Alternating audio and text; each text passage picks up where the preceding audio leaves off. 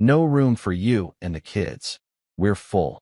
My mom said, like every holiday before. Yet somehow, my brother's kids, my ex-wife, and dog filled the table. I never argued. But this year, I bought a 5-bedroom loft in Manhattan. When mom said, "We'll be there tonight," my reply was cold. It was Christmas Eve, and my phone lit up like it was running on pure, concentrated tradition. The bad kind. The kind that makes you question whether being part of a family is actually worth the emotional copay. I was standing in my gloriously cramped 1-bedroom apartment, trying to untangle a string of lights that looked like they'd been through a bar fight, when the notification pinged. I already knew what it was before I even looked. Call it intuition, call it pattern recognition, call it years of being emotionally conditioned like one of Pavlov's dogs. Except instead of salivating, I just sighed. I picked up my phone, and there it was, glowing on the screen like a neon sign outside a dive bar that's seen better decades. "Sorry, sweetheart. No room for you and the kids this year." Mom sent it with her usual cheerful cruelty, that special blend of passive-aggressive affection that only a mother who's perfected the art of exclusion can deliver. She even added a little Christmas tree emoji at the end, like that somehow softened the blow. As if a tiny digital evergreen could make up for the fact that she was basically telling me and my kids to go kick rocks on the most family-oriented holiday of the year. The audacity was almost impressive, honestly. It takes real skill to make someone feel unwanted while maintaining plausible deniability through punctuation and festive emoticons. I just stared at the message and laughed. Not the haha funny kind of laugh, but that hollow, bitter chuckle you make when the universe delivers the exact same punchline for the 100th time and you're too tired to even pretend to be surprised anymore. No room, huh? That was rich. That was comedy gold. That was the kind of joke that would kill at an open mic night for dysfunctional families. Because here's the thing. Somehow, magically, miraculously, my brother Greg's 3 kids had plenty of room. His golden retriever, a neurotic furball named Captain who humped everything with the enthusiasm of a teenager discovering the internet, had room. And get this, my ex-wife Harper, the woman who'd left me 2 years ago because I lacked ambition and couldn't provide the lifestyle she deserved. Even she had a seat at the table. She'd somehow wormed her way into my family's good graces so thoroughly that she was now more welcome at their house than I was. The woman who'd walked out on our marriage was eating my mother's famous honey-glazed ham while I was about to microwave pizza rolls for Christmas dinner. Let that sink in for a second. My ex-wife, at my family's Christmas dinner, without me. If irony was a commodity, I could have retired off that situation alone. Meanwhile, me and my 2 kids, June, who's 7 and still believes in the fundamental goodness of humanity, and Leo, who's 10 and already showing signs of my cynical DNA, were celebrating in this 1-bedroom apartment that made a college dorm look spacious. We had a plastic tree that I'd bought from a going-out-of-business sale at a pharmacy 3 years ago. The thing was missing about 30% of its branches, leaned slightly to the left like it had scoliosis, and had this gray tint to it that suggested it had either survived a war or possibly caused one. But hey, we'd strung up some lights, thrown some dollar store ornaments on it, and called it festive. That's the spirit of Christmas, right? Making do with what you've got while other people live it up with real trees that smell like pine and privilege. I was still staring at my phone, contemplating whether to respond with something petty or just let the silence speak for itself, when June appeared from behind the half-wall that separated our bedroom from our living room. And yes, I'm using those terms loosely because it was basically one room with a curtain and some wishful thinking. "Dad, are we going to Grandma's?" she asked, her big brown eyes full of that innocent hope that made my chest tighten. She was wearing her favorite red dress, the one with the white trim that made her look like a tiny, adorable candy cane. She'd been excited about it all week, planning what cookies she'd help bake, what games she'd play with her cousins. She didn't know yet that her cousins didn't actually want to play with her, that her grandmother had a VIP list and we weren't on it, that the whole thing was a performance we'd been excluded from before the curtain even went up. I smiled at her, that practiced, professional dad smile I'd perfected over the years, the one that said, "Everything's fine," even when everything was decidedly not fine, and delivered the lie with the skill of a politician at a press conference. Maybe next time, peanut. The words tasted like ash in my mouth, but what else was I supposed to say? "Sorry, kiddo, but Grandma loves your uncle more than she loves me," and by extension, more than she loves you. And that's just how the cookie crumbles in this messed up family dynamic we've got going on. Yeah, that wouldn't exactly preserve the magic of Christmas. June nodded, but I could see the disappointment flickering across her face before she hid it behind a brave little smile that broke my heart into approximately 17,000 pieces.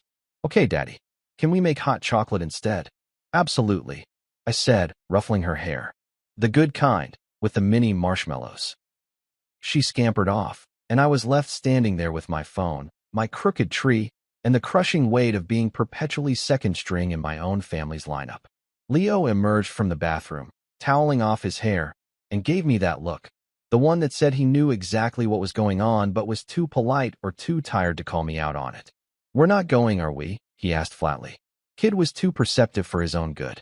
Not this year, buddy. Good, he said, shrugging. Uncle Greg's annoying anyway, and Captain keeps trying to lick my face. I laughed, a real laugh this time. Leave it to a 10-year-old to cut through the emotional complexity and just state facts. The truth? There was never going to be a next time. Not after what happened last year. Not after I'd finally seen, with crystal clarity, exactly where I stood in the family hierarchy.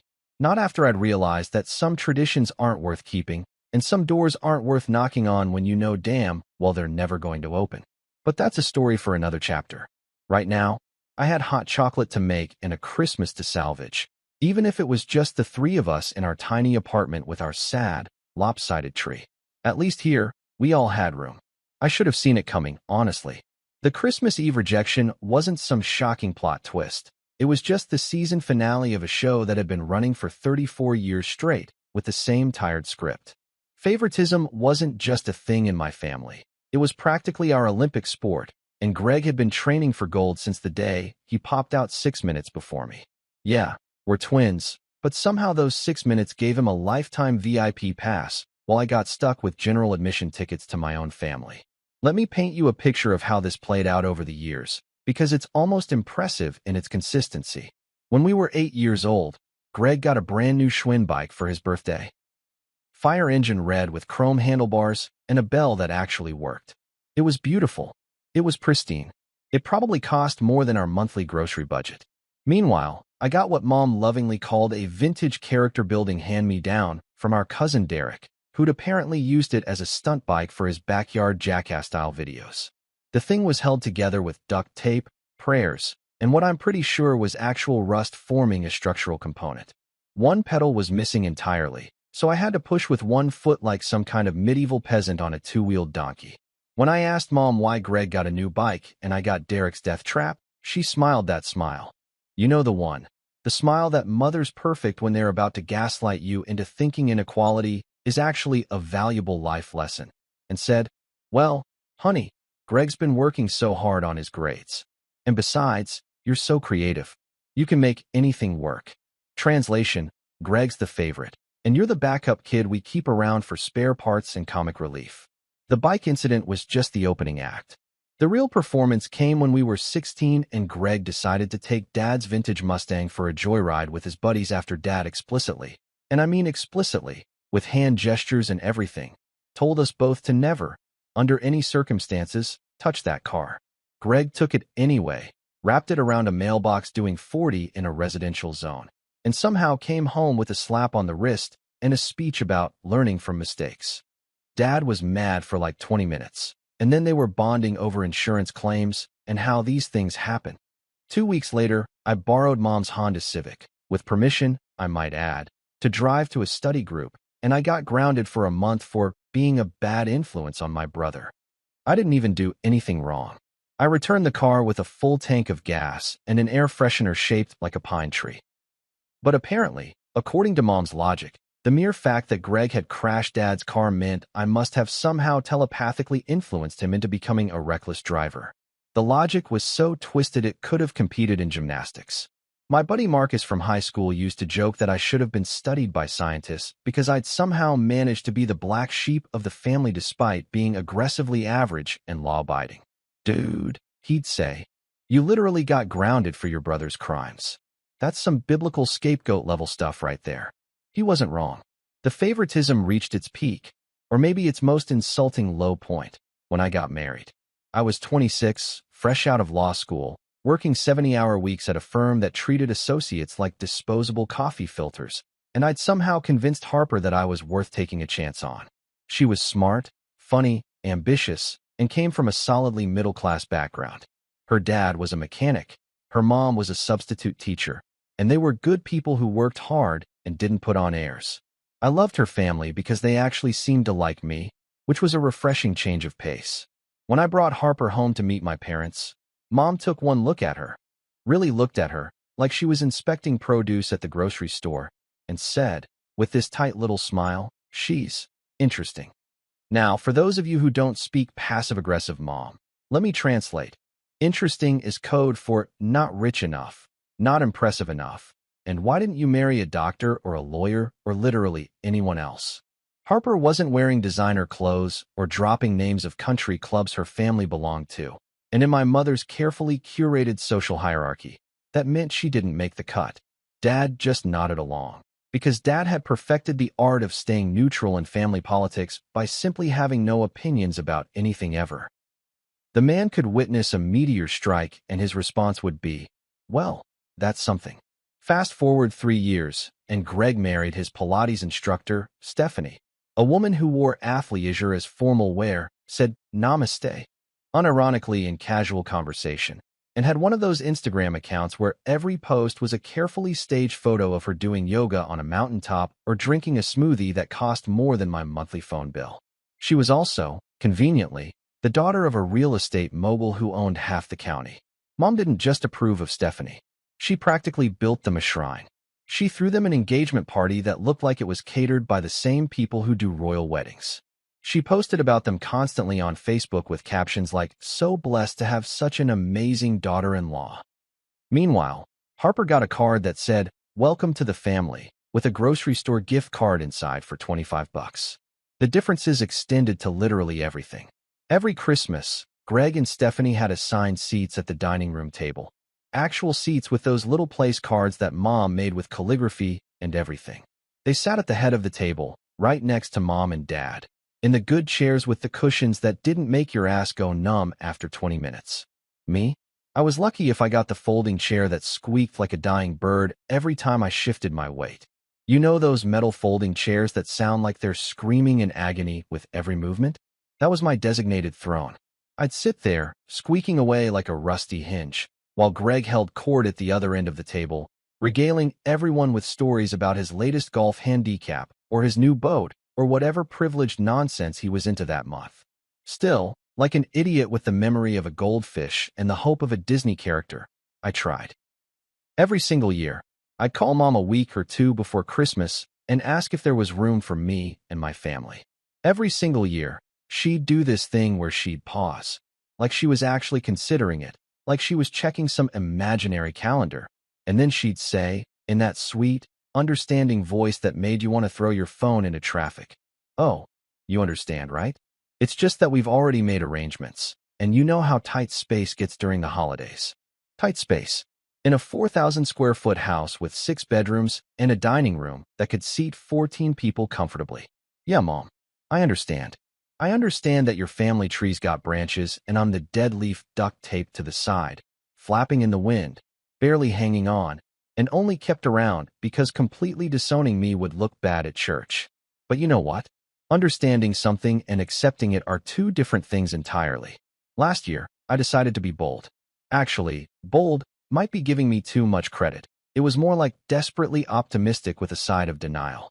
I'd spent 33 years waiting for permission to exist in my own family, and somewhere between Thanksgiving and Christmas, I had this brilliant epiphany that maybe, just maybe, if I stopped waiting for an invitation and just showed up, things would be different. Maybe they'd see me standing there with my kids and a homemade casserole and realize, "Oh snap, we've been terrible, let's fix this right now." Spoiler alert, that's not what happened. But I'm getting ahead of myself. Let me set the scene properly, because the whole disaster deserves its full context. It was December 23rd, and I'd been stewing in my apartment for 2 days after receiving the annual "no room" text. Harper had the kids that week per our custody arrangement, which meant I was alone with my thoughts. Never a good combination for someone with my level of unresolved family trauma.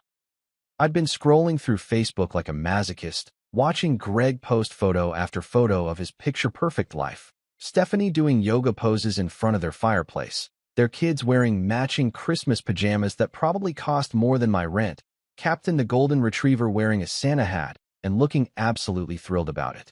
And there it was, the post that broke me. Mom had commented on one of Greg's photos. "Can't wait to have the whole family together for Christmas. Red Heart Christmas Tree. The whole family." I read those 3 words about 15 times, each reading making my blood pressure tick up another notch. The whole family, except for me and my kids, apparently. We were just footnotes, appendices, the deleted scenes that didn't make the final cut. That's when I snapped. I called my buddy Milo, the guy I worked with who had a healthy appreciation for bad decisions, and told him my plan. "Let me get this straight," he said, and I could practically hear him grinning through the phone. "You're gonna pack up your kids, drive 3 hours, and just show up? Without calling?" "Exactly," I said, pacing around my apartment like I was plotting a heist. "They can't turn me away if I'm standing right there on the doorstep with my children. That's just basic human decency." There was a long pause, and then Milo said, "Buddy, I love you, but have you met your family?" I ignored him because I was on a mission fueled by equal parts righteous indignation and spectacular naivety. So on Christmas Eve morning, I picked up Leo and June from Harper's place. She gave me this weird look when I told her we were going to my parents' house.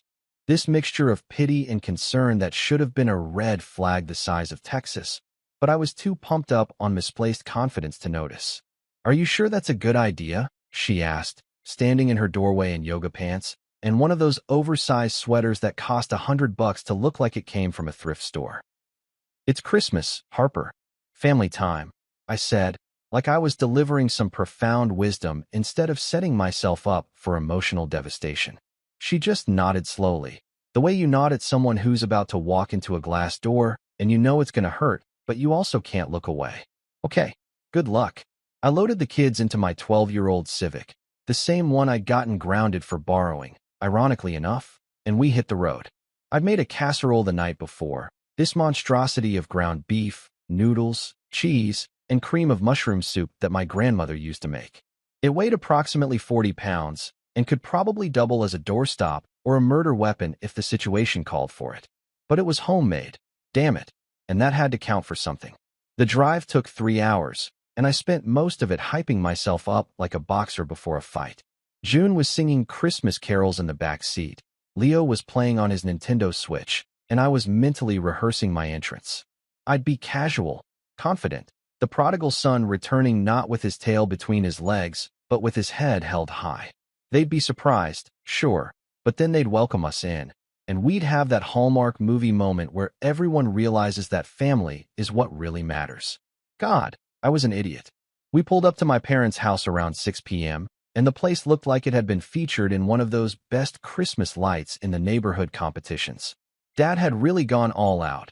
Lights on every surface, inflatable snowmen, a light-up nativity scene, the works. Cars lined the driveway and the street. Greg's Range Rover, Stephanie's Tesla, and, my stomach dropped, Harper's Lexus. What the hell was Harper's car doing there?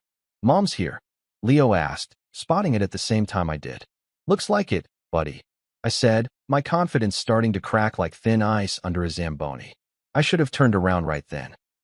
I should have listened to that voice in my head screaming that this was a terrible idea. But I'd driven 3 hours with a 40-pound casserole, and I'd be damned if I was going to waste the trip. I grabbed the casserole, told the kids to stay cheerful, and marched up to that front door like I was storming the beaches of Normandy. I rang the doorbell, one of those fancy ones that plays a whole melody, and waited. Dad opened the door, and I swear to God, his face went through about 7 different emotions in 2 seconds. Surprise, confusion, panic, guilt, more panic, resignation, and finally settling on this weird forced smile that looked like he was being held hostage. "Why didn't you call first?" he stammered, not even saying hello, not even acknowledging his grandchildren standing right there in their nice Christmas outfits that I'd specifically bought for this occasion. "I wanted to surprise you," I said, still holding on to my optimism by a thread. I lifted the casserole like it was a peace offering to angry gods. Brought Grandma's casserole recipe. He just stood there, blocking the doorway, and I could see behind him, The glow of the Christmas tree, the sound of laughter and conversation, someone's kid shrieking happily, and Greg's dog barking. It was like looking through a window into a life I wasn't allowed to have. Then Mom appeared, materializing like a well-dressed ghost, holding a champagne glass and wearing pearls. Pearls. Who wears pearls to a family Christmas dinner? Apparently, my mother does when she's hosting everyone except her own son. "Oh, honey," she said, and those two words carried more rejection than a breakup text. "It's just, well, we're already seated. You understand, right?" There it was. That phrase. You understand, right? The family motto, the get-out-of-guilt-free card, the magical incantation that was supposed to make me okay with being treated like an afterthought. I looked past her, past Dad's uncomfortable stance, and into the dining room. And that's when I saw it. The image that would be burned into my brain forever. Harper was at the table, sitting between Greg and Stephanie, laughing at something someone said. She was wearing a nice dress, holding a wine glass, looking comfortable and welcome in a way I'd never been. My ex-wife. At my family's Christmas dinner, while I stood on the porch with my kids and a casserole, being told there was no room. And that's when I realized, with the kind of clarity that only comes from complete humiliation, that I was the family's unpaid punchline. I was the setup to their jokes, the comparison that made Greg look better, the cautionary tale they probably told at parties. "Oh, you think you have it bad? Let me tell you about our other son." So I did what any man of dignity would do. I turned around, carefully set the casserole on the porch railing, took my kid's hands, and said with a calmness I definitely didn't feel, "Let's go, team." Leo whispered, his voice small and confused. "Did we do something wrong?" "No," I said softly, walking them back to the car while my parents watched from the doorway like spectators at someone else's tragedy. "We just showed up to the wrong movie. We're not in this family script." June started crying quietly, and that's what killed me. Not my own hurt, but hers. We drove to McDonald's, had Christmas Eve dinner under fluorescent lights, and pretended everything was fine. It wasn't fine, but it was the beginning of something better. That night, while my family toasted togetherness, and probably didn't even notice that the casserole I'd left on the porch was getting cold and congealing into something that could be used as industrial adhesive, I sat in my crappy apartment with my kids and made a decision. Not a loud decision, not some dramatic declaration with thunder crashing in the background, just a quiet, bone-deep resolve that settled into my chest like concrete setting. I was done. Done waiting for invitations. Done hoping they'd suddenly develop the emotional intelligence of normal human beings. Done letting their rejection define my worth like I was some kind of stock whose value only mattered when they decided to check the market. But here's the thing about revenge. And I'm talking real revenge, not the petty kind where you key someone's car or leave a bad Yelp review. It doesn't start with rage. It starts with resolve. It starts with sitting down at your kitchen table at 11 p.m. on Christmas Eve, opening your laptop, and creating a spreadsheet titled Operation. Get your life together so you can metaphorically flip them off from a distance. Yeah, I actually called it that. Milo thought it was hilarious when I showed him later. The spreadsheet had columns for everything. Current income, projected income, expenses I could cut, side hustles I could start, savings goals, and a timeline. I'm a lawyer, so organizational spite is kind of my superpower. Some people stress eat. Some people stress drink. I stress plan with color-coded Excel sheets and pivot tables. By 3 a.m., I had a 5-year plan that would have made a Soviet economist proud. The goal was simple. Make enough money to be completely, utterly, financially independent from my family's approval. I wanted to reach a point where I didn't need them for anything. Not emotional support, not financial backup, not holiday inclusion. Nothing. I wanted to build a life so solid that their rejection would bounce off it like a rubber ball hitting concrete. But I also wanted, and I'm being honest here, to make them regret it. Not in a "I hope something bad happens to them" kind of way, but in a "I hope they realize what they lost and feel a tiny bit bad about it" kind of way. Is that petty? Absolutely. Do I care? Not even a little bit. The first step was money. I was making decent cash at the law firm, but decent wasn't going to cut it if I wanted to make a statement. So I started picking up every overtime opportunity that came my way. Partners needed someone to work through the weekend on a merger. I'm your guy. Client needed documents reviewed by Monday morning, and it was Friday at 5 p.m. Sign me up. I became that associate who was always available, always willing, always hungry for more work. Not because I love corporate law, I definitely didn't, but because every extra hour was another brick in the fortress I was building. My coworker Sarah noticed first. She cornered me in the break room around February, holding her coffee like it was the only thing keeping her tethered to consciousness, and said, "Dude, you're making the rest of us look bad. What happened to you? You used to be the guy who counted down the minutes until 5 p.m. New year, new me," I said, which was corporate speak for, "I'm channeling my family trauma into productivity, and it's working great. Thanks for asking." She studied me for a second, then shrugged. "Whatever you're on, bottle it. You've closed more deals in 2 months than I did all last year." The overtime money was good, but it wasn't enough. I needed something extra, something that would accelerate the timeline. So I started freelancing for a tech startup that one of my law school buddies had launched. They needed someone to handle their contracts, NDAs, and general legal stuff, and they were willing to pay premium rates because they were flush with venture capital and had no idea what things actually cost. I wasn't going to be the one to educate them. I'd work my regular job from 9 to 6, come home and have dinner with the kids, help them with homework, tuck them in by 8:30, and then I'd open my laptop and work for the startup until midnight or 1 a.m. Was it sustainable? Probably not. Was I running on coffee, spite, and the occasional energy drink that tasted like battery acid mixed with regret? Absolutely. But did I care? Not when I checked my bank account and watched those numbers climb like they were training for a marathon. Every ignored phone call became motivation. Every forgotten birthday, mine, not just the kids, became fuel for the fire. My birthday came around in March, and you know what I got from my family? A text from mom that said HBD with a cake emoji. Not even happy birthday. Just the abbreviation, like she couldn't be bothered to type out the full 2 words. Meanwhile, Greg's birthday 2 weeks later got a full Facebook post with a photo album and a paragraph about what an amazing son he was.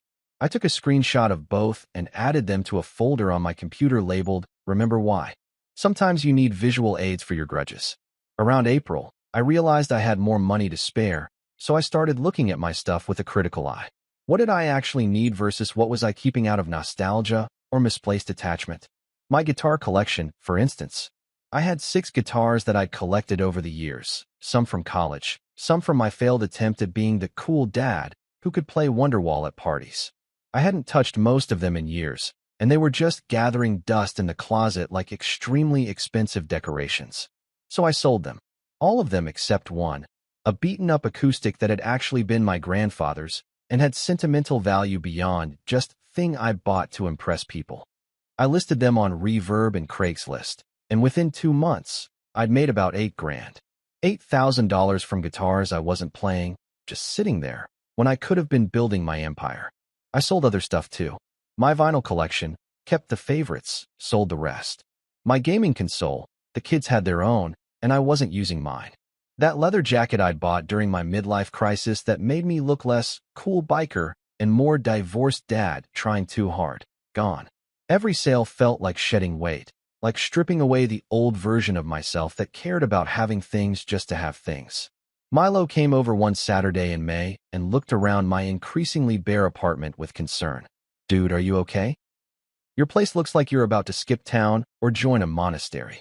"I'm liquidating assets," I said, which sounded way more professional than, "I'm selling everything so I can afford to ghost my family in style." "Man," he said, shaking his head but grinning. "If pettiness was a sport, you'd have an Olympic medal by now." "Damn right," I told him, raising my beer in a toast. Gold in silent revenge. Maybe silver in long-term grudge maintenance. He laughed, but there was something in his eyes. Respect, maybe, or recognition. Milo got it. His family wasn't perfect either, and he understood that sometimes the best response to being treated like you don't matter is to prove, definitively, that you matter just fine without them. By spring, things were actually changing. Not just in my bank account, though that was nice. Seeing numbers that didn't make me anxious every time I checked was a whole new experience. But in other ways too. The partners at the firm started noticing my work ethic. I got pulled into bigger cases, more important clients. In June, I landed a massive deal for a client that brought in over $2 million in billable hours. And suddenly, I wasn't just that associate who works too much. I was that associate who gets results. The senior partner, Richard, called me into his office and offered me a promotion. Junior partner track, significant raise, better benefits, my own office with a window that actually opened. I almost cried right there, but I managed to keep it together and accept with what I hoped looked like professional composure rather than desperate relief. You've really turned things around this year, Richard said, studying me with those sharp eyes that probably saw through my whole revenge motivation thing, but was too polite to mention it. Whatever you're doing, keep it up. Just focused on building something, I said, which was true enough. That night, I updated my spreadsheet. The timeline had accelerated. What I planned to take 5 years was now looking like 3, maybe less. The side hustle was growing. The startup wanted to bring me on as their official counsel, which would mean even more money. My savings account, which used to hover around terrifying levels, was now approaching actually substantial. I didn't tell my family about any of it. Not the promotion, not the raise, not the fact that I was, for the first time in my adult life, actually succeeding on my own terms. Every time Mom called, which was rare, usually only when she needed something or wanted to complain about something Greg had done that she'd somehow forgive within 24 hours, I kept the conversation surface level. "How's work?" she'd ask, in that tone that suggested she was asking out of obligation rather than interest. "It's fine," I'd say, not mentioning that I'd just closed a 7-figure deal or that I was being groomed for partnership. "That's nice, honey," she'd say, already distracted by something else. Perfect. Let them think I was still struggling, still the disappointing son with the disappointing life. Let them be surprised later. Because revenge isn't a dish best served cold. It's a dish best served when they're hungry and you're the only one who can cook. And I was just getting started. By summer, I was touring apartments in Manhattan like I was auditioning for a reality show about people who'd finally gotten their lives together through spite and spreadsheets. My real estate agent, Monica, was this sharp-dressed woman in her 50s who wore heels that could double as weapons and had the kind of no-nonsense attitude that comes from dealing with entitled clients in one of the most competitive housing markets in the country. She'd seen it all, and I could tell she was trying to figure out my deal. "So," she said during our first meeting at a coffee shop in Midtown, looking at me over her tablet like she was a detective interrogating a suspect, "you're a single dad, junior partner at a law firm, looking for something in Manhattan with at least 4 bedrooms, budget around 3 to 4 million. Do I have that right?" 5 bedrooms, actually, I corrected, sipping my overpriced latte that cost more than my entire lunch budget used to be. "And yeah, that's about right." She raised an eyebrow. 5 bedrooms? For you and 2 kids? That's a lot of space." "I like space," I said, which was the understatement of the century. What I really meant was, I want so much space that I could invite my entire family over and still have empty rooms, just to make a point. But that seemed like too much information for a first meeting. Monica studied me for another second, then smiled, the kind of smile that said she'd definitely dealt with weirder clients and wasn't going to judge. "All right then, let's find you some space." We started looking in early June, and let me tell you, apartment hunting in Manhattan is like dating, but worse, because at least in dating you can ghost someone without losing your earnest money deposit. Every place we saw had something wrong with it. Too dark, too small, too far from good schools, too close to a construction site that sounded like World War III was being fought with jackhammers. One place had an absolutely gorgeous view of the Hudson River, but the building had this smell, like someone had mixed old carpet, regret, and possibly a deceased rodent, that I couldn't get past. "You're picky," Monica observed after I turned down the 8th apartment. This one because the kitchen was too cramped and I'd developed this whole vision of hosting dinners where I'd actually have counter space. "I'm selective," I corrected. "There's a difference. I'm not settling for almost right when I can afford exactly right." She laughed at that. "I like you. Most of my clients don't know what they want. You know exactly what you want, even if you won't tell me why you want it." Smart lady. The search continued through June and into July. My buddy Milo came with me to a few viewings because he claimed he needed to ensure I wasn't making a huge mistake, but really he just wanted to see rich people apartments and judge their interior design choices. We saw a penthouse in Tribeca that had a private elevator and a terrace bigger than my current apartment, but the building had this weird rule about no kids using the pool after 6 p.m., which seemed both arbitrary and vaguely discriminatory. "Hard pass," I told Monica. My kids aren't second-class citizens in their own building. See, Milo said as we left. This is why you're a good dad. You're dropping millions on an apartment, and you're still thinking about pool access for Leo and June. Damn right I am, I said. This whole thing is for them as much as it is for me. That wasn't entirely true. A solid 40% of this was definitely about proving a point to my family. But it sounded noble, and Milo didn't need to know about my revenge spreadsheet. Then, in mid-July, Monica called me with that tone in her voice, the one that real estate agents get when they've found something good and they know it. I've got something you need to see. Today, if possible. It won't last. She was right. The moment I walked into that loft in the financial district, I knew this was it. Floor-to-ceiling windows that overlooked the Manhattan skyline, like something out of a movie where the protagonist has finally made it. Exposed brick walls that gave it character without trying too hard. An open-concept kitchen with an island big enough to land a helicopter on. Hardwood floors that actually looked like real wood instead of that laminate garbage. And 5 bedrooms. 5 actual, legitimate bedrooms with closets and windows and space to breathe. I walked through each room slowly, taking it in. The master bedroom had its own bathroom with a soaking tub and a shower that had so many jets it looked like a car wash for humans. 2 of the bedrooms were perfect for Leo and June, big enough that they wouldn't feel cramped, with enough space for their stuff and room to grow. The other 2 bedrooms? Guest rooms. Empty rooms. Rooms that existed purely because I could afford them, and because they represented everything my mother's house supposedly didn't have when it came to me and my kids. What do you think? Monica asked, watching me with that knowing look. I'll take it, I said. Don't you want to think about it? Sleep on it. This is a major purchase. I'll take it, I repeated. Whatever I need to do, let's make it happen. Monica grinned. Now we're talking. Let me make some calls. The next 2 weeks were a blur of paperwork, phone calls, mortgage applications, inspections, and negotiations. The sellers wanted $4.2 million. I offered $3.8. We settled at $3.9, which was still an obscene amount of money, but somehow felt worth it when I imagined my kids' faces seeing their new rooms. My lawyer brain kicked into overdrive reviewing every document, every clause, every line of the contract. Milo kept texting me things like, "Dude, are you sure about this? And that's a lot of mortgage, and what if the market crashes?" But I ignored him because I'd done the math 17 different ways and I knew I could afford it. The promotion had come with a salary that made my old paycheck look like lunch money, and the startup had officially brought me on as general counsel with equity options that could be worth serious money if they went public. On July 28th, I sat in a conference room at the title company with Monica, my lawyer, the seller's lawyer, and about 400 pages of documents that all needed my signature. My hand cramped up around page 200, but I kept signing. Every signature felt like a small victory, another nail in the coffin of my old life where I lived in cramped apartments and waited for invitations that never came.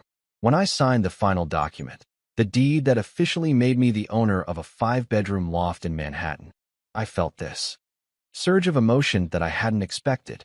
Not happiness, exactly, and not quite satisfaction. It was more like vindication. Proof. Evidence that I could do this on my own, that I didn't need their approval or their space or their goddamn Christmas dinners. Congratulations, Monica said, shaking my hand. You're officially a Manhattan resident. Thanks, I said, and I meant it. I got the keys 2 weeks later, and moving day was chaos in the best possible way. The kids were with Harper for the week, so I had time to get everything set up before they saw it.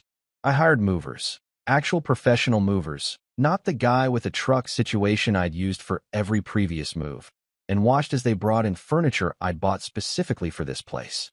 A real dining table that could seat 8. A couch that didn't have mysterious stains.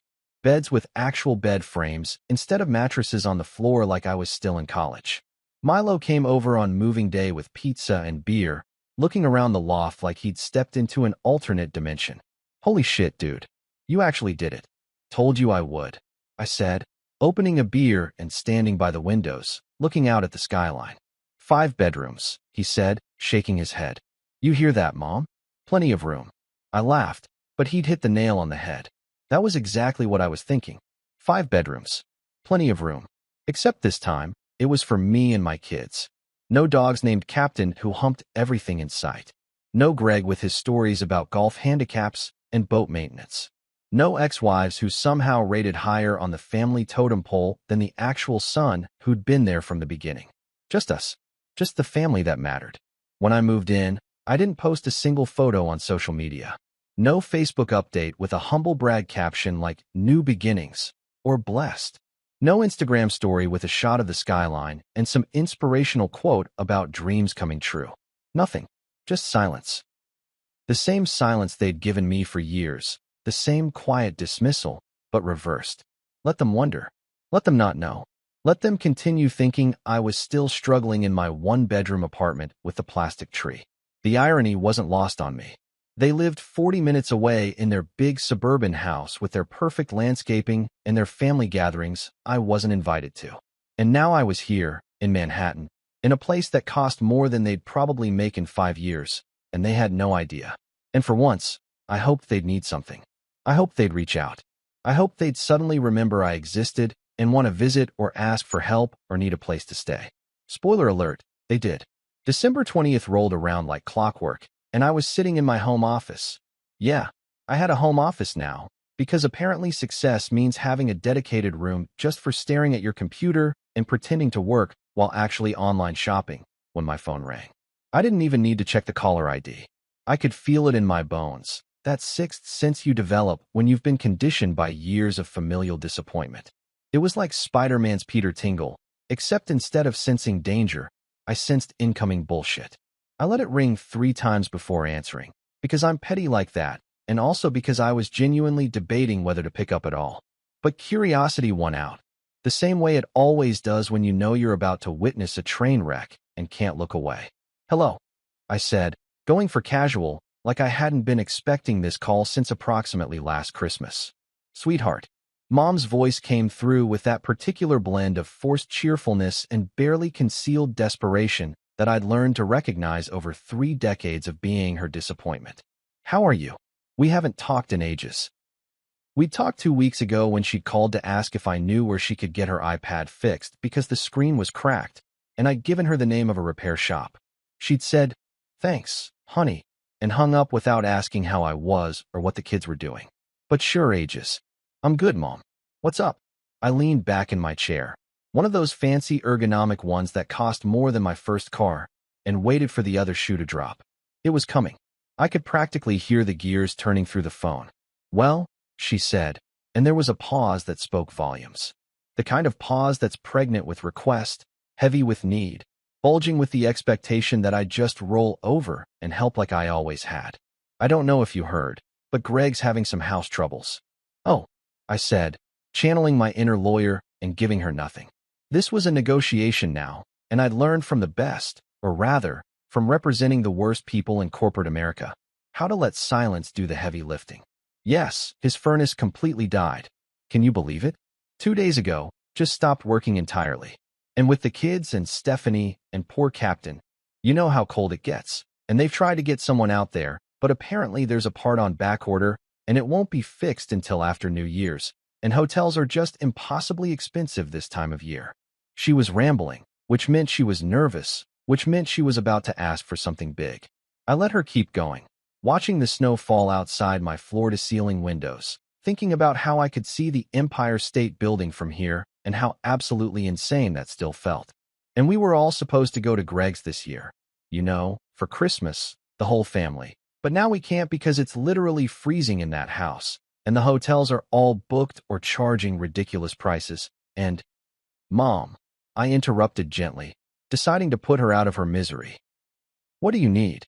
Another pause, this one shorter but somehow weightier. "Well, we heard. Harper mentioned that you'd moved. To Manhattan." Ah, there it was. Harper, my ex-wife, who was apparently still on the family text chain and had evidently mentioned my new living situation. I wondered what else she'd told them. Probably not the part about how I'd worked myself half to death to afford it, or how every square foot of this place represented a year of being told there was no room for me. "Yeah," I said simply. "Moved in August. That's wonderful, honey. Manhattan. How exciting." Her voice pitched up with that fake enthusiasm that mothers deploy when they're buttering you up for the kill. "And Harper said it's quite spacious? 5 bedrooms." And there it was. The actual reason for the call, served up on a silver platter of transparent manipulation. It is, I confirmed, and I could feel the smile creeping across my face. This was it. This was the moment I'd been unconsciously waiting for since I'd signed those papers back in July. The universe was handing me poetic justice wrapped up with a bow made of irony. Well, Mom said, her voice dripping with that hopeful tone that probably worked on other people but just made my eye twitch. We thought, and it's totally fine if you can't. We understand if it's an imposition, but we thought maybe we could stay with you for Christmas? Just for a few days. It would be so lovely to finally see your new place, and the kids would love to spend time with their cousins. And, who's we? I asked, cutting through the rambling like a hot knife through butter. Oh, well, your father and me, of course. And Greg and Stephanie and their 3 kids. And Captain, he's such a good dog. You'll love him. And we thought Harper might join us too, since she's basically family and she's been so lonely since, well, since she left me. Mom almost said but caught herself. Since she decided I wasn't good enough and walked out, leaving me in that shitty apartment with a plastic tree and 2 confused kids who couldn't understand why Mommy didn't want to be a family anymore. So that's what, 11 people and a dog. I said, doing the math out loud. Yes, but like I said, you have 5 bedrooms, plenty of space. And we'd only be there for Christmas Eve and Christmas Day, maybe the day after. We'd be out of your hair by the 27th at the latest. Plenty of space. Those words echoed in my head like a chorus in a Greek tragedy. How many times had I heard no room over the years? How many Christmases had I been told that their 4,000-square-foot suburban palace somehow couldn't accommodate me and my 2 kids? I let the silence hang there for a moment, savoring it like a fine wine. This was power. This was control. This was every ignored text message and forgotten birthday and family photo I wasn't in, all crystallized into this single moment where I got to decide. You know what's funny, Mom? I said, my voice calm and even, the same tone I used in depositions when I was about to destroy someone's credibility. I just checked my calendar, and actually, we're full. The silence on the other end was deafening. I could practically hear her brain short-circuiting, trying to process what I'd just said. What do you mean, full? She asked, her voice losing that cheerful edge and taking on a hint of panic. It's just you and the kids, isn't it? In 5 bedrooms. The kids are staying with me this year, I said, which was true. Harper and I had worked out that I'd have them for Christmas this time. And we've made plans. We're full. But, she started, and I could hear the gears turning, the mental gymnastics beginning. Honey, we're family. Surely you can make room for family. And there it was. The magic word. Family. The same word they'd used as a weapon for years, wielding it when it was convenient, putting it away when it wasn't. Family means you show up. Family means you make space. Family means you don't get to pick and choose who matters based on who's more successful or more interesting or married to someone with money. Exactly, Mom, I said, and I could feel my heart pounding in my chest, adrenaline mixing with something that felt suspiciously like vindication. Family comes first. And you always said family is about priorities, right? About making room for the people who matter? Yes, of course, that's why. So I'm prioritizing my family this year. Me and my kids. We're full. No room for guests. I paused, letting that sink in, letting her feel what I'd felt for years. It's funny how that works, isn't it? When you finally understand what someone means by no room, it all becomes so clear. Honey, she said, and now her voice had that edge to it, that tone that said she was moving from confused to frustrated. This is different. We're talking about Christmas. We have nowhere else to go. Greg's house is freezing. Hotels are booked. And every year I had nowhere else to go either. But somehow that was different, right? I kept my voice level, professional even. This wasn't about yelling or losing my cool. This was about boundaries, delivered with the precision of a scalpel. Every year when I asked if there was room, you had your reasons. Well, now I have mine. The kids and I have plans. We're full. But there are 5 bedrooms. Her voice was rising now, the desperation leaking through. I know, I said simply. Plenty of space. Just not for you. You could hear the frost forming on the line. Ice crystals of rejection spreading through the phone connection like winter claiming a lake. I can't believe you're doing this, she said, her voice tight. Over what? Some perceived slight from years ago. We're your family. Right, I said. My family. The family that told me and my kids there was no room, year after year. The family that invited my ex-wife to Christmas while leaving me on the porch with a casserole. That family. Silence. I'm just following your example, Mom. I continued, softer now, but no less firm. You taught me that family is about priorities. You showed me that no room isn't about square footage, it's about who you want there. So this year, I'm choosing my priorities. And unfortunately, they don't include hosting people who've spent years making me feel unwelcome in my own family. Honey, please. Her voice cracked slightly, and part of me, that stupid, hopeful part that never quite dies no matter how much you bury it, wanted to cave. But I didn't. Merry Christmas, Mom, I said. I hope you find somewhere warm to stay. And I hung up. My hands were shaking slightly as I set the phone down on my desk. The New York skyline stretched out before me, indifferent and beautiful, and I sat there in my home office in my 5-bedroom loft and felt something I hadn't felt in years. Free. The funny thing about finally saying no to someone who spent years expecting you to say yes. It feels better than therapy. And I say that as someone who'd actually tried therapy for a solid 6 months after the divorce, sitting in an office that smelled like lavender and regret, while a nice woman named Dr. Patterson nodded and said things like, "Tell me more about that. And how does that make you feel?" This moment of boundary setting, of standing my ground, of watching the phone screen go dark after hanging up on my mother. This was more cathartic than 45-minute sessions at $150 a pop.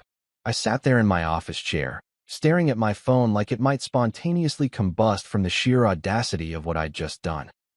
My heart was doing this weird thing where it was pounding hard enough that I could feel it in my throat, but at the same time, I felt this incredible lightness, like I'd been carrying around a backpack full of rocks for 34 years, and someone had just cut the straps. The phone rang again almost immediately. Mom, obviously. I declined the call and watched as it went to voicemail. Then a text came through. "We need to talk about this." I put the phone on Do Not Disturb and went to make myself a drink, because if there was ever a moment that called for whiskey at 2 in the afternoon, this was it. I was standing in my kitchen, my beautiful, spacious kitchen with its marble countertops and fancy appliances that I'd bought just because I could, pouring 2 fingers of Macallan into a crystal glass when my doorbell rang. For a second, I had this irrational fear that my mother had somehow teleported from her house to mine through sheer force of guilt and disappointment. But then I remembered that she didn't actually know my address. Harper might have mentioned I'd moved to Manhattan, but I'd been careful not to share the specific location with anyone in my family. I checked the video doorbell, another fancy upgrade from my old apartment where I just had to guess who was trying to break in, and saw Milo standing there, holding a 6-pack of beer and wearing his usual uniform of jeans and a hoodie that had seen better days. I buzzed him up, and by the time he made it to my floor, the elevator ride giving me just enough time to down half my whiskey, he was grinning like he'd just won the lottery. "Dude," he said, walking in without waiting for an invitation because that's just how Milo was. "You really told your mom she couldn't come?" Sarah from accounting texted me. "Her sister's cousin is friends with your brother's wife on Facebook or some shit, and apparently the family group chat is absolutely losing it right now." I had to laugh at that. Of course, the news had already spread through the bizarre social network that connected everyone to everyone else in ways that seemed scientifically impossible. "I'm famous," I said, raising my glass in a mock toast. Milo grabbed the 6-pack and headed straight for my fridge, because he'd been here enough times to know where everything was. "Dude, that's savage. That's like next-level petty. I'm actually impressed." He cracked open a beer and leaned against my kitchen island, studying me with this mixture of amusement and concern. "How do you feel?" Honestly, I took another sip of whiskey, letting the burn settle in my chest. "I feel fucking great." And I did. I really did. For years, decades, really, I'd been carrying around this hope that maybe, possibly, if I just tried hard enough or succeeded enough or became impressive enough, my family would suddenly realize I mattered. That they'd look at me and see someone worth making room for, worth including, worth treating like an actual member of the family instead of a spare part they kept in the garage just in case. But that moment on the phone, when my mom had the audacity to say we're family, like it was some kind of trump card that automatically negated years of being treated like an afterthought, that's when it clicked. They didn't get to use family as a weapon when it was convenient and a shield when it wasn't. They didn't get to decide that family meant unconditional access to my space, my time, and my life after years of making it crystal clear that I wasn't part of their definition of family when it actually mattered. This is closure, I told Milo, grinning. Served chilled, like a good bottle of champagne or revenge in a Shakespeare play. He laughed and clinked his beer bottle against my glass. To closure, and to having the balls to actually follow through. He paused, taking a long drink. You know they're going to call back, right? Your dad, probably. Or Greg. Someone's going to try the guilt angle. Let them, I said, and I meant it. I'm done feeling guilty for setting boundaries. I'm done apologizing for taking up space. And I'm definitely done pretending that their version of family is something I need to be part of. We moved to the living room, and Milo sprawled out on my couch. The nice one, the one that didn't have mystery stains or springs poking through the cushions, and shook his head. Man, I wish I could have been there for the phone call. What did she say when you told her you were full? She stuttered, I said, smiling at the memory even though it had happened less than an hour ago. Like her brain couldn't process that I'd actually said no. Then she tried the "but we're family" line, which is rich coming from someone who spent years making me feel like the family's consolation prize. Did you tell her that? More or less, I said. I kept it civil, professional even. Didn't yell, didn't curse. Just told her that I learned from her example about how no room isn't about square footage, it's about priorities. And my priorities this year are me and my kids. Milo was quiet for a moment, then nodded slowly. You know what? Good. Good for you, man. Seriously, I've watched you bend over backwards for those people for years, and all they've done is take advantage of it. Still, even with Milo's validation and the whiskey warming my stomach and the undeniable satisfaction of finally standing up for myself, part of me couldn't help but wonder if I'd gone too far. That voice in my head, the one that sounded suspiciously like Dr. Patterson from therapy, was asking questions like, is this really about boundaries, or is this revenge? And are you sure you won't regret this? I pushed those thoughts aside and focused on the facts, the way I would in a courtroom. Let's examine the evidence, shall we? Exhibit A. Every Christmas for the past decade where I'd been told there was no room, even though their house could comfortably sleep 15 people. Exhibit B. Last Christmas, when I'd driven 3 hours with my kids and a homemade casserole, only to be turned away at the door while my ex-wife sat inside at their table. Exhibit C. Every birthday, graduation, promotion, and milestone that had been ignored or minimized while Greg's achievements were celebrated like he'd cured cancer.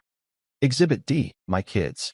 My two beautiful, sweet kids who'd spent years wondering why Grandma didn't want to see them, why Uncle Greg's kids got Christmas presents and they got gift cards, why they weren't good enough to be part of the family photos that got posted on Facebook with captions about being blessed. That last one was the kicker. When I thought about June sitting by the window last year, watching for a car that was never going to come, asking me in her small voice if we'd done something wrong. That's when any doubt I had evaporated like morning dew in the sun. You know what? I said to Milo, sitting up straighter. I don't think I went too far. I think I went exactly far enough. They made their choice years ago. They chose Greg. They chose appearances. They chose comfort over inclusion. And I'm just accepting their choice and making my own. Which is, to stop hurting for them. I said simply. I've spent so much time and energy trying to earn their approval, trying to understand why I wasn't enough, trying to figure out what I could do differently to make them care. And you know what? I'm done. I'm done hurting myself by hoping for something they're never going to give me. This isn't revenge, Milo. This is balance. This is me finally putting on my own oxygen mask instead of passing out while trying to save people who don't even realize they're drowning me. Milo nodded slowly, and I could see something like respect in his eyes. That's deep, man. Did you prepare that speech? No, I laughed. But I probably should have, because knowing my family, I'm going to have to repeat it about 6 more times before they actually hear it. We sat there for a while, drinking and talking about other things, his dating life, disastrous, work drama, entertaining, and whether the Knicks would ever win another championship, unlikely. But the whole time, I kept glancing at my phone, watching the notifications pile up. 3 more calls from Mom. 2 from Dad. A text from Greg that just said, "Really, dude?" A longer text from Stephanie that started with, "I know we're not close, but," that I didn't bother reading all the way through. And you know what? Each notification Each attempt to guilt me or convince me or make me feel bad about my decision just reinforced that I'd made the right call. By the time Milo left around 6, he had a date with someone he'd met on one of those apps where everyone lies about their height and their personality. I was feeling good. Not just satisfied, but genuinely, deeply good. The kind of good that comes from knowing you've done something difficult but necessary, like ripping off a Band-Aid or finally telling your barber that you actually hate the haircut he's been giving you for 5 years.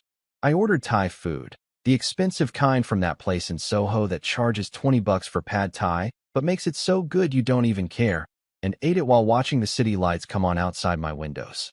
The Empire State Building lit up in red and green for the holidays, and I sat there thinking about how far I'd come from that one-bedroom apartment with the plastic tree. This wasn't about the money or the apartment or even the satisfaction of finally saying no. It was about reclaiming myself, about deciding that my worth wasn't determined by whether my family could see it. And that, my friends, felt better than any Christmas dinner ever could. Christmas Eve came rolling in like a Hallmark movie directed by someone who actually understood irony, and Manhattan decided to show off. The city was glittering outside my window like someone had taken every Christmas light in America and said, "You know what? Let's just put them all in one place and make it absolutely ridiculous." The Empire State Building was doing its red and green color-changing thing. The skyscrapers were outlined in white lights that made them look like giant presents wrapped by a deity with decent taste, and Central Park, visible from my corner windows if I squinted and pretended I had better eyesight, was probably covered in that perfect movie snow that exists nowhere else in the real world. Inside my loft, things were equally impressive, if I do say so myself. I'd gone all out this year, partially because I wanted to give my kids the best Christmas possible, and partially because I'm petty enough to make sure everything was Instagram perfect in case I decided to rub it in later. The dining table, real wood, seats 8 comfortably, cost more than my first car and my second car combined. Was set like I was expecting the ghost of Martha Stewart to show up and judge my presentation skills. I'd cooked an actual roasted duck because turkey felt too pedestrian, and I wanted to prove to myself that I could handle fancy poultry without burning down my kitchen. The mashed potatoes were homemade.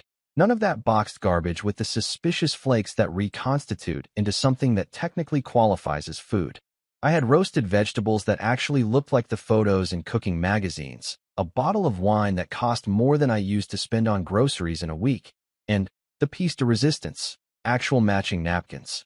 Not paper towels folded into triangles, not mismatched cloth napkins from 3 different decades, but honest-to-God matching linen napkins that I'd bought from Williams-Sonoma like a proper adult. June and Leo were dancing around the living room to Christmas music, high on sugar cookies, and the kind of pure joy that only kids can achieve when they're not yet cynical enough to question whether happiness is sustainable. June was wearing this red velvet dress that made her look like a tiny Christmas angel, and Leo had actually agreed to wear the button-down shirt I'd bought him without complaining that it was too fancy or not comfortable. Small miracles. I was in the kitchen, basting the duck for the 3rd time because apparently that's what you do when you cook duck, and wanted to not taste like expensive shoe leather when my doorbell rang. I checked the video screen and saw Sandra from down the hall, holding what looked like a pie container and wearing one of those ugly Christmas sweaters that was so aggressively festive it could probably be seen from space. Sandra was this 50-something graphic designer who'd lived in the building for 15 years and had appointed herself the unofficial welcome wagon for new residents. She'd shown up the day I moved in with cookies and a list of the best takeout places in the neighborhood, and we'd become what I'd call casual friends, the kind where you say hi in the elevator and occasionally borrow each other's Amazon packages when delivery gets confused. I buzzed her up, and she came in carrying her pie like it was the Holy Grail. "Merry Christmas, neighbor," she announced, her sweater featuring a 3D Rudolph with an actual light-up nose. "I made my famous apple pie and figured you could use some dessert since you're doing the whole domestic god thing tonight." "Domestic god?" I said, taking the pie from her and setting it on the counter. "That's generous. I'm more like domestic guy who Googled how to cook duck at 2 a.m. and hoped for the best." She laughed and looked around, taking in the set table and the kids dancing and the general atmosphere of functional adult who has his life together, which was hilarious considering I'd been a disaster less than 2 years ago. For a guy who used to eat instant noodles for dinner 3 nights a week, you clean up nice, she teased, referencing a conversation we'd had in the elevator once where I'd admitted my previous culinary limitations. I smirked, pulling the duck out of the oven to check on it.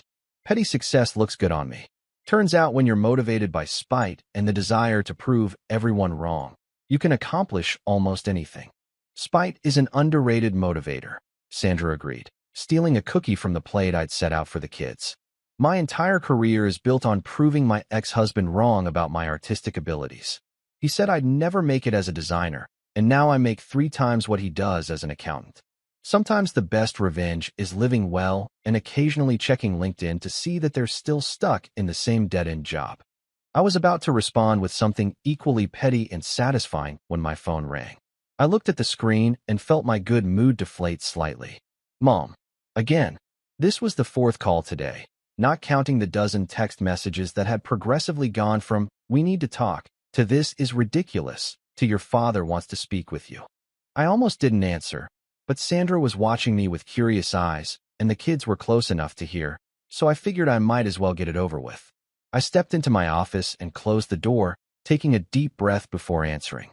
"Mom," I said, keeping my voice neutral.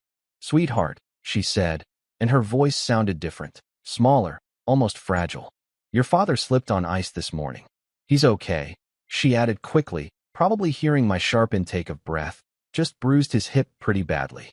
But the hotel we booked, they overbooked, can you believe it? They just called and said they don't have a room for us after all, something about a system error. And Greg is stuck at Stephanie's parents' house because of the snowstorm upstate, and—" Her voice cracked slightly. "Can we come for dinner? Just for tonight? We don't need to stay over. We can find somewhere else. But it's Christmas Eve and your father is hurting, and we just want to be with family." I looked out my office window at the Manhattan skyline. All those buildings full of people having their own Christmas Eves, their own family dramas, their own moments of decision. Part of me, that stupid, hopeful part that never quite dies no matter how many times you try to strangle it, wanted to say yes. To open the door and let them in and pretend that one nice dinner could erase years of being treated like I didn't matter. But then I turned and looked toward the living room, where I could see June and Leo through the doorway, dancing and laughing, completely at peace in a home where they didn't have to wonder if they were wanted. I walked back toward the dining room, the phone still pressed to my ear, and looked at the guest rooms visible down the hallway. 2 of them, perfectly made with fresh sheets and warm lighting and enough space for a small family. Space I'd specifically created. Space that represented everything they'd told me didn't exist when it came to me and my kids. "You know what's funny, Mom?" I said softly, my eyes still on those empty rooms. "Every year you told us there wasn't room. Every single year. You had your reasons. Greg's family was already coming. The dog needed space. Harper had already been invited. Whatever the excuse was that particular Christmas. And I believed you. I thought maybe your house really was just too small, even though basic math and square footage suggested otherwise. Honey, and now I finally get it." I continued, my voice calm and steady. "Space isn't about square footage.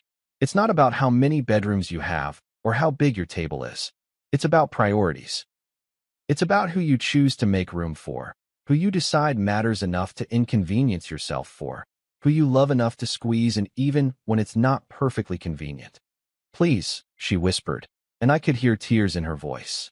"It's Christmas. You made your choice," I said quietly, looking at my kids, at my table, at the life I'd built without them. "Every year for a decade, you made it. You chose who mattered and who didn't. You chose who got seats at the table and who got the folding chair that squeaked. You chose who was family and who was optional. We never met. I just learned from the best, Mom," I said, and I hung up before she could finish. My hands were steady as I set the phone down. Sandra had apparently let herself out while I was on the call, leaving the pie on the counter with a note that said, "Enjoy your evening." I walked back to the dining room where my kids were waiting, their faces bright with excitement, and smiled. "Ready for dinner?" I asked. "Yes," they shouted in unison. And for the first time in years, I meant it when I said, "Me too."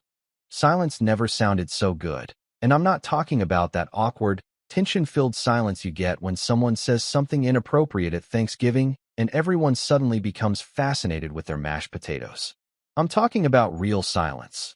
The kind that comes from peace, from contentment, from not having to perform or pretend or navigate the emotional minefield of family dynamics that require a PhD in psychology and a drink stronger than eggnog to survive. We ate dinner at the big table, just the three of us spread out across seats that could have fit eight. In the past, this might have felt lonely, like we were rattling around in too much space, trying to fill a void with expensive furniture and good intentions. But tonight? Tonight it felt exactly right, like we'd finally found the correct sized container for our little family instead of trying to squeeze ourselves into someone else's too small box. The duck turned out surprisingly good, considering I'd learned how to cook it from a YouTube video made by a guy with a man bun who kept saying things like, "Respect the bird," and "Let the fat render naturally, bro." Leo, who usually ate chicken nuggets like they were going out of style and treated vegetables like they were personally offensive, actually tried everything on his plate without me having to bribe him. "Dad, this is really good," he said, sounding genuinely surprised that I could produce food that didn't come from a delivery app or a microwave. "Don't sound so shocked," I said, pretending to be offended. "I have skills. Hidden skills. Dad skills that only emerge under specific circumstances. Like when you want to prove something to Grandma?" June asked innocently, and I nearly choked on my wine because apparently 7-year-olds are more perceptive than CIA interrogators. "Maybe a little," I admitted, because lying to your kids about your motivations seems like the kind of thing that leads to them writing tell-all books about you later. But mostly because I wanted us to have a really nice Christmas. Just us. I like just us, June said, swinging her legs under the table. They didn't quite reach the floor yet, and something about that made my chest tight. It's quiet. Not like when we used to go to Grandma's and everyone was yelling and Captain kept trying to eat my cookies. Leo nodded in agreement. And Uncle Greg's kids are kind of mean. They always made fun of our clothes. I hadn't known that. They'd never told me that before, and I felt this surge of retroactive anger mixed with guilt that I'd been trying so hard to force them into a situation where they were being treated badly. I'd been so focused on my own rejection that I hadn't fully registered that they were experiencing it too, just in different ways. "Well," I said, raising my glass of wine while they raised their cups of sparkling cider that I'd bought specifically to make them feel fancy, "here's to just us.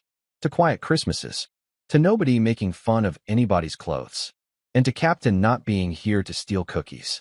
To Captain not being here," they shouted in unison, clinking their glasses against mine with enough enthusiasm that I worried briefly about spillage, but I didn't care.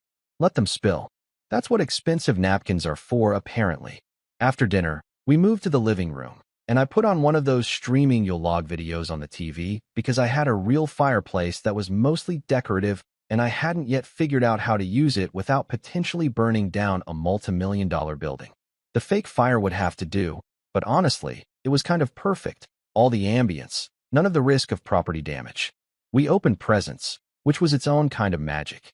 Last year, I'd scraped together what I could afford on my old salary, and while the kids had been grateful, there'd been this understanding in their eyes that things were tight, that Dad was doing his best, but best wasn't always enough. This year was different. I hadn't gone crazy. I'm not trying to raise entitled kids who think money grows on trees, even though I now had enough money that it kind of felt like it did, but I'd been able to get them things they actually wanted instead of things that were close enough to what they wanted that we could all pretend it was the same thing.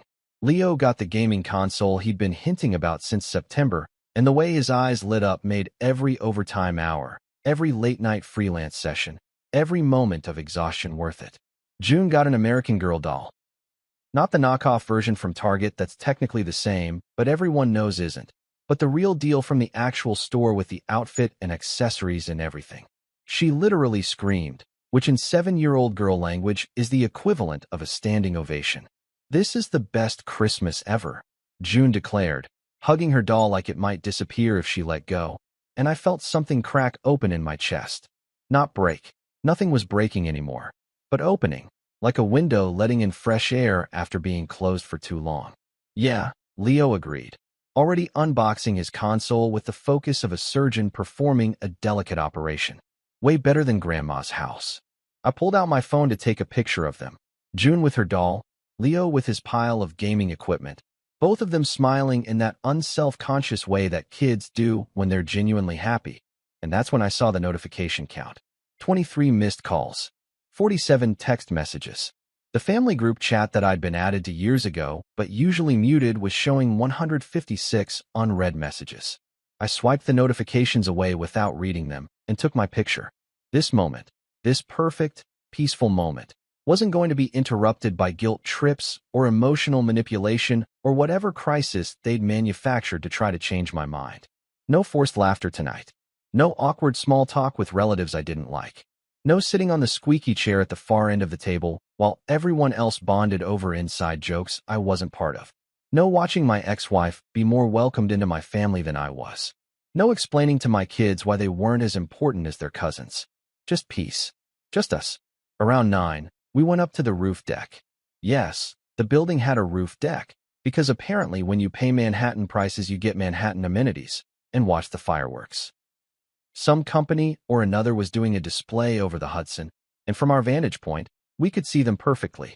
The kids stood at the railing, safely back from the edge because I'm not trying to give myself a heart attack, oohing and awing at each explosion of color against the night sky. June turned to me, her face illuminated by the red and gold of a particularly impressive firework, and whispered like she was sharing a secret. "Dad, this is the best Christmas ever." And for the first time in years, maybe in forever, I agreed without any reservations or qualifications or mental asterisks. "Yeah, Peanut," I said, pulling her close while Leo leaned against my other side. "It really is." I wasn't angry anymore. The rage that had fueled my spreadsheet and my work ethic and my single-minded determination to succeed had burned itself out somewhere between hanging up on my mother and watching my kids open presents. I wasn't waiting to be invited anymore. Wasn't hoping they'd suddenly see my worth. Wasn't holding my breath for an apology that was never going to come. I'd built my own table, and it was full of love, laughter, terrible dad jokes that made my kids groan, and takeout leftovers that I didn't have to share with Greg's hyperactive dog or anyone else who'd spent years making me feel like I was taking up too much space just by existing. We went back downstairs around 10, and I tucked them into their rooms. Their actual rooms with their actual beds and their actual stuff, not a borrowed couch or an air mattress on someone's floor or a sleeping bag in the corner, while the real family got the real beds. June fell asleep clutching her doll, and Leo was already gaming with his headphones on, lost in whatever digital world 13-year-olds escape to these days. I walked through my loft, turning off lights and putting away dishes and doing all the mundane tasks that make up a life, and I felt this profound sense of gratitude. Not for the apartment or the money or even the satisfaction of telling my family no, though that was nice, I won't lie, but for this. For quiet. For peace. For a Christmas where nobody made me feel small. I poured myself a final glass of that expensive scotch, stood by my floor-to-ceiling windows looking out at the city that never sleeps, and raised my glass to my reflection. "Merry Christmas," I said softly. We made it. And for the first time in my entire adult life, I had absolutely nothing to prove and nowhere I'd rather be. Near midnight, after the kids were asleep and the city had settled into that weird liminal space between Christmas Eve and Christmas Day, I made the mistake of checking my phone. I say mistake because ignorance is bliss, and I'd been pretty blissful for the past few hours pretending that my family wasn't having a collective meltdown 40 minutes away in their suburban fortress of dysfunction. The screen lit up like a slot machine hitting jackpot, except instead of winning money, I'd won guilt trips and emotional manipulation. Missed calls, 37. Text messages, 62. Voicemails, I didn't even want to know. The family group chat, the one I'd muted years ago after realizing it was just a platform for everyone to praise Greg and ignore me, had 203 unread messages. I scrolled through some of them, because apparently I'm a masochist who enjoys watching train wrecks in slow motion. "Mom, we didn't mean it like that." "Dad, can we talk about this like adults?" "Greg, dude, seriously? It's Christmas." "Stephanie, think about your parents. They're getting older." "Harper, maybe you should reconsider. Family is important." That last one from Harper made me laugh out loud. Actually laugh, not that bitter chuckle I perfected over the years. My ex-wife, who'd left me because I wasn't ambitious enough, was now lecturing me about family values. The irony was so thick you could cut it with a knife and serve it as a side dish. But you know what I didn't see in any of those messages? An actual apology. Not one. I'm sorry for how we treated you. Not one, we were wrong. Not one acknowledgement that maybe, just maybe, they'd spent years making me feel like I didn't matter and that might have consequences. Just a lot of, we didn't mean it, and you're overreacting and think about us. Which, let's be honest, is exactly what they've been doing for years. Thinking about themselves, their convenience, their comfort, their perfect family portrait that looked better without me in it. I sat there on my couch, drink in hand, looking at those messages, and I realized something profound. I didn't owe them anything. Not an explanation, not a justification, not a carefully worded response that made them feel better about their behavior. I'd spent 34 years trying to earn their love and approval, and I was done. The restaurant was closed. The kitchen was shut down. We were out of whatever they were looking for. But I'm also petty. We've established this, and silence, while powerful, didn't quite scratch the itch of wanting them to see what they'd thrown away. So I did something that was probably immature, but felt absolutely right in the moment. I opened my photo app, found the picture I'd taken earlier of Leo and June by the Christmas tree with the Manhattan skyline glowing behind them through the windows, and I really looked at it. My kids, smiling genuinely, surrounded by wrapped presents and twinkling lights. In our home where they were wanted and loved and didn't have to compete for scraps of attention. I sent it to the family group chat, unmuted it just for this moment, and added a caption, "We're full." Then I turned off my phone completely. Not do not disturb, not airplane mode, fully off, watching the screen go black like closing the curtain on a show that had run way too long. I leaned back on my couch, this beautiful piece of furniture in my beautiful apartment in my beautiful life that I'd built myself without their help or approval, and I whispered to the empty room, "Finally, so am I." Not bitter, not broken, not waiting anymore. Just full of peace, gratitude, and the best roast duck I've ever cooked, if I do say so myself. The city lights glittered outside my windows like a million tiny affirmations, and somewhere out there, my family was probably losing their minds over a 2-word text message and a photo. Let them stew in it. Let them realize that no room works both ways, and karma's got a wicked sense of humor and excellent timing. I raised my glass to the skyline, to my sleeping kids, to myself for finally understanding that family isn't about blood or obligation or guilt. It's about who shows up, who makes room, who chooses you back. And this year, I chose us. Merry Christmas to me.